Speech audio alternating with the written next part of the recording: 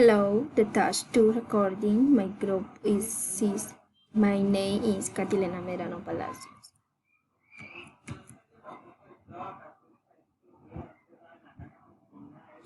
In the following presentation, I will argue about the traditional division between bilingual education programs offered to majority language speakers and those available to minority language speakers in Colombia.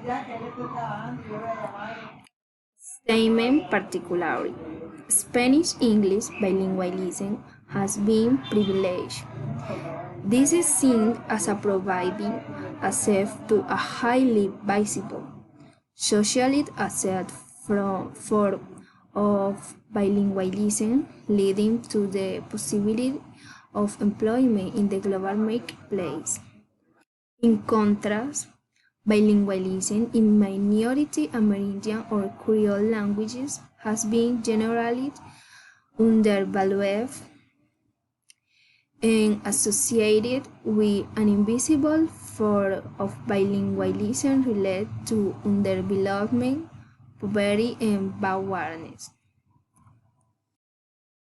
About the statement, it is necessary to clarify some points that the document of Mejia 2006 Bilingual Education in Colombia. In first place, many times the state is forced to maintain a regular relationship by implement language policies. In the Colombian case, due to diversity of languages, they had been created with the aim of regulation contact between minority, indigenous, and Creole languages, with Spanish the country's majority language. For this reason, and following the notion of national bilingual program, the concept of national languages policy is brought to the fore, particularly in view of the recognition of Colombia as a multi-ethnic and multicultural nation in the political and constitution of Colombia of 1991 in its Article 7.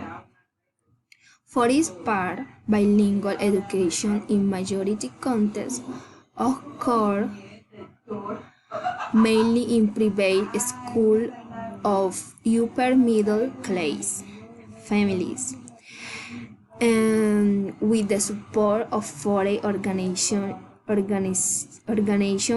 Mejia 2007, which leads to a market stratification. In this sense, authors such as Guerrero in 2010 affirm that language policies as basic standards suggest that Spanish, indigenous language, and in English receive the same budget and investment, but there really is the most of resources are being used in the dissemination of English. Guerrero 2010-37. This is seen as a providing access to a highly visible and socially accepted form of bilingualism, leading to the possibility of employment in the world market, and at the same time undervaluing and associating Amerindian minority language with an invisible form of bilingualism, or Creole related to underdevelopment, poverty, and backwardness of Mejia 1996. Question. The question we can ask: how far bilingual education programs for majority language speakers in Colombia today? are actively helping toward the creation of a more understanding and more tolerant society, and not only providing a way to better job, a higher standard of living for their graduates. I consider that it's very important to pay attention to the voice of Colombian and academic research who have taken the initiative and war use again the exclusive concept for a language of power and prestige. No matter how important it is on the international stage, a multicultural and multilingual nation needs a language policy that takes into account not only sociolingual concerns, but also endolingual ones. In other words, we must look outward toward a globalized world, in a world to focus on local complexities. Restrict the notion of bilingualism to Spanish-English bilingualism leads to a distorted view of the complex interrelationship between language, cultures, and identities in the Colombian context. I also reserve possible future direction for bilingual education program for majority language speakers proposed by the author in order to help improve the recognition, the appreciation of linguistic and cultural diversity in the country. And so, how can bilingual education programs actively contribute to the creation of a more understanding, more tolerant society? From the document, I can stress the following. Number 1, adoption of a critical perspective.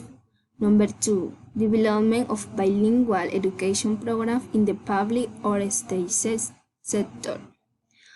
Number 3, development of cultural sensitivity through appropriate professional development.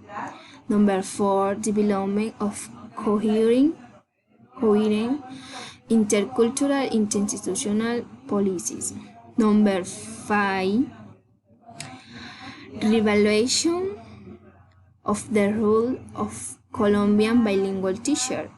And number 6, understanding of the basic principles of bilingualism and bilingual education. Finally, in other words, teachers must be able to help their students develop intercultural competences as well as linguistic, sociolinguistic, and discourse competence. Thank you, is all. Bye.